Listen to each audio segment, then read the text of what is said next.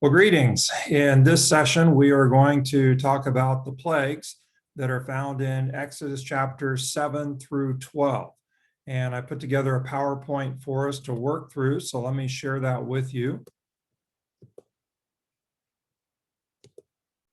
Here we go. And so there are a total of 10 plagues. We find these in Exodus chapters 7 through 12. And the plagues are all designed to answer the question as to who the Lord is that I should listen to him. And so you'll recall that in chapter 5, when Moses and Aaron first went to Pharaoh and said, "Thus says the Lord, let my people go," Pharaoh's response was, "Who's the Lord that I should listen to him? I don't know the Lord. I don't need to listen to the Lord." And Pharaoh was used to everybody listening to him. He doesn't listen to anybody. And so the plagues are God's answer to Pharaoh's question, who is the Lord that I should listen to him? The plagues are going to reveal who the Lord is. The plagues are also the Lord's judgments on the gods of Egypt. And so every plague is associated with an Egyptian god or goddess. And so each plague is viewed as a judgment on the gods of Egypt. And then also the plagues as a whole reveal that the Lord is God and not Pharaoh, not the gods of Egypt, not some other power, but it's the Lord who is God. And so the plagues reveal that.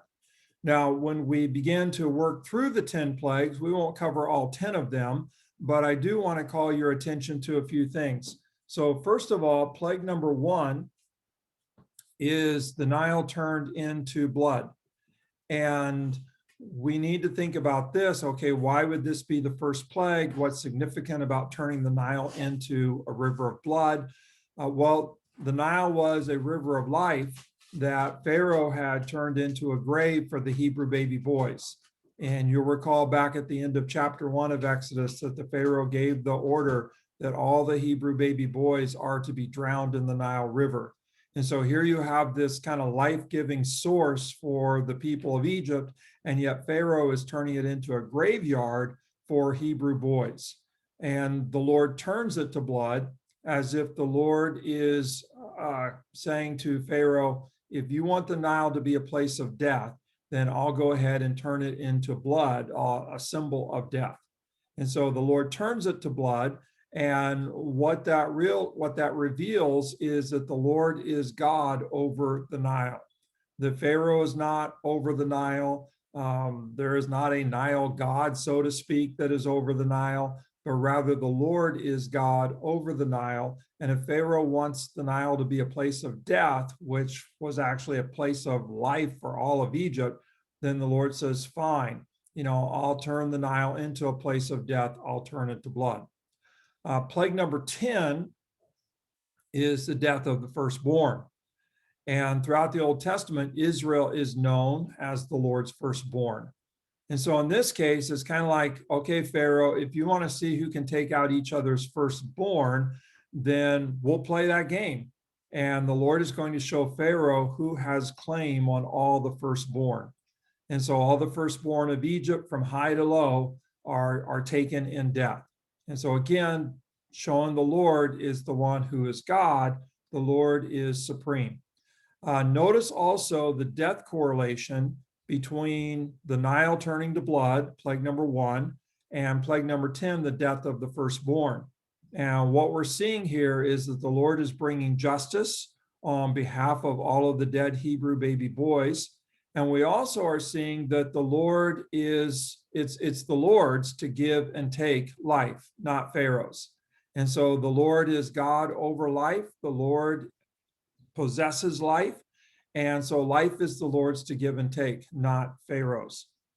Okay, looking at the plagues a little bit more, we see that plagues, Pharaoh's magicians at best can perform a cheap imitation of plagues 1 and 2. So Pharaoh's magicians are to find some water that hasn't yet been turned to blood, and they turn into blood. Pharaoh's magicians are able to call forth additional frogs.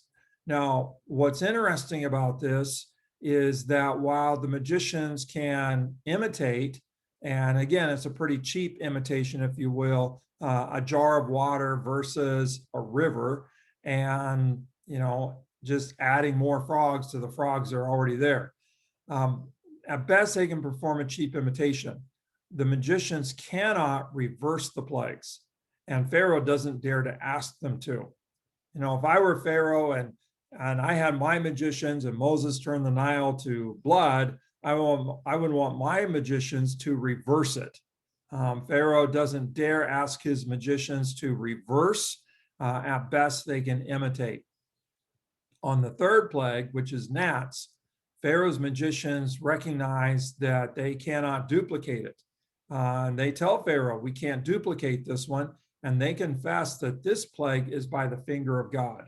And so even Pharaoh's magicians are learning who the Lord is, but Pharaoh refuses to acknowledge that the Lord is God. On plague number 5, which is the livestock plague, the Lord makes a distinction between the livestock of Israel and the livestock of Egypt. And so plague strikes all of the livestock that belongs to Egypt, but not to the livestock belonging to Israel. This correlates in terms of Pharaoh has been making the distinction between the Israelites and the Egyptians. And it's kind of like the Lord is saying, okay, Pharaoh, you want to make a distinction between, your people and my people? I'll make that distinction. And plague comes to the livestock. This distinction holds throughout the rest of the plagues. Plague number 6 is the plague of boils. And this plague is when the Lord hardens Pharaoh's heart. Up until this plague, Pharaoh has been hardening his own heart. And so, Pharaoh has hardened his heart time and time again. But now on plague number 6, for the first time, we read that the Lord hardened Pharaoh's heart. And we'll talk more about this in a moment. Plague number 7 is the plague of hail. And some of Pharaoh's officials start to fear the Lord. They start to listen to Moses and realize that what Moses is speaking is going to happen, that the Lord is God. And so they get their livestock in, the livestock that they have remaining. But Pharaoh, he refuses. And once again, he hardens his own heart. So plague 6, the Lord hardened Pharaoh's heart. Plague 7, Pharaoh hardened his own heart. Plague number 9, darkness is over Egypt, but it is not over the places where the Israelites lived. This is a fitting plague for Pharaoh and a people who refuse to see that the Lord is God. It's like, you and your people don't want to acknowledge me? Fine, I'll cover your land with thick darkness. And then we get plague number 10, which is the death of the firstborn. Now, wanted to share just a few thoughts on the Lord hardening Pharaoh's heart. That's always kind of a pretty big question. It seems like on the one hand, God is not fair. What about free will? That type of thing. So here are 4 responses that are helpful in wrestling with this question about what's going on with the Lord hardening Pharaoh's heart. The first one, which may be the most popular response, is that the Lord was handing Pharaoh over to his own desires. The Lord was handing Pharaoh over to his own ways. That Pharaoh had repeatedly already hardened his own heart. And so following plague number 6, the Lord basically says, okay, Pharaoh, you want to keep hardening your heart? I'll do it for you. I'll help you be you.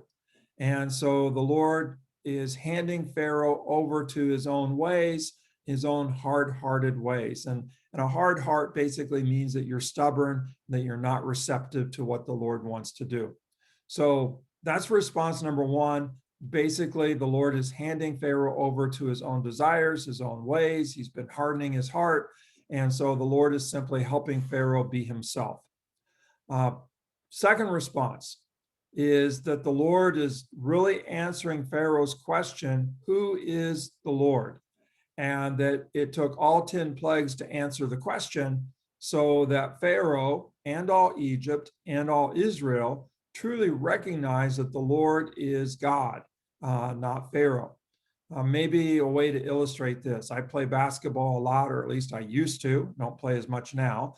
But let's say you were playing me in basketball and I'm used to winning and you beat me the first game.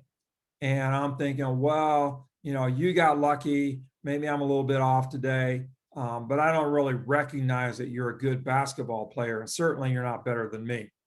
And then we play again. We go 2 out of 3, we go 3 out of 5, and we get up to, you beat me 3 in a row. And I'll start making excuses. I'll just say, well, I didn't really want to embarrass you in front of your classmates or your friends.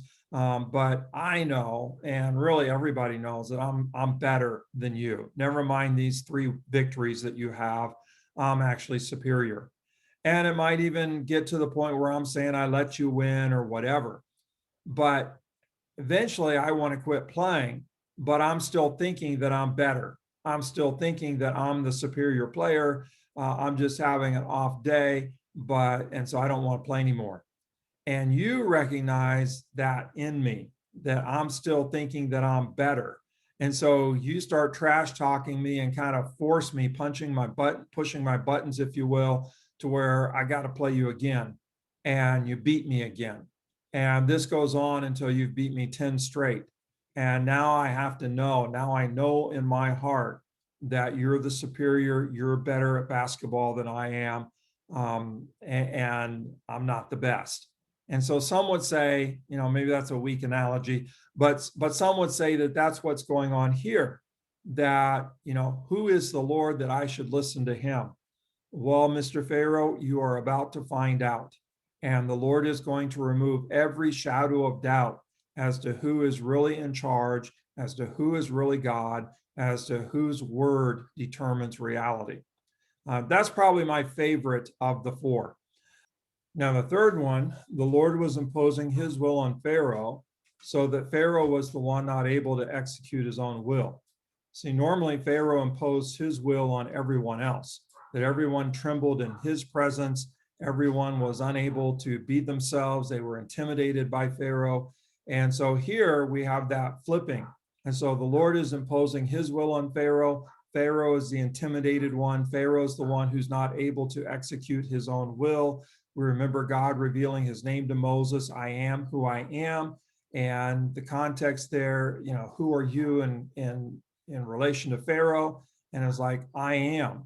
And Pharaoh's the one who is going to quiver. He's the one who's going to tremble. He's the one who's going to be unable to execute his will. So that's the third angle, is the Lord simply imposing his will on Pharaoh, showing that he is more powerful than the Pharaoh is. And then the fourth one is pretty interesting to think about, especially when we begin to think about justice or fairness. And a lot of times we end up identifying maybe more with Pharaoh if we come from a position of privilege. And we think, well, wait a minute, God, that's not fair. But if I identify myself primarily with the Israelites rather than with the Pharaoh, maybe I'm thinking that it's not fair after plague number 2. I mean, so what if Pharaoh has a lot of dead frogs to clean up? We've had a lot of Hebrew baby boys drowned in the Nile. Maybe if Pharaoh has to clean up, some dead cattle from the plague, well, how does that compare to the number of baby boys that have been lost, or men who have been worked ruthlessly to death? And so maybe it takes all 10 plagues to bring about true justice, that given the levels of oppression that the Pharaoh enacted against the Israelites, maybe the Israelites recognize, wait a minute, this isn't just unless there is that death of the firstborn. And so the plagues get pushed from, turning the Nile to blood to the death of the firstborn, in order to have this, to bring about this true justice, given the levels of the oppression that the Pharaoh enacted against the Israelites. So that one's pretty interesting to think about. Well, they're all kind of interesting to think about. Maybe all 4 of them need to come into play. I'll let you pick and choose how you want to do that, what you want to think about with that. But I probably lean into that second one, where all the plagues are designed to answer the question, who is the Lord that I should listen to him? And thank you for watching. Thank you for listening. I know many of you have had questions about the plagues, about God hardening his heart. Hopefully you find this helpful. Well, have a great rest of the day, and hopefully you will live plague-free.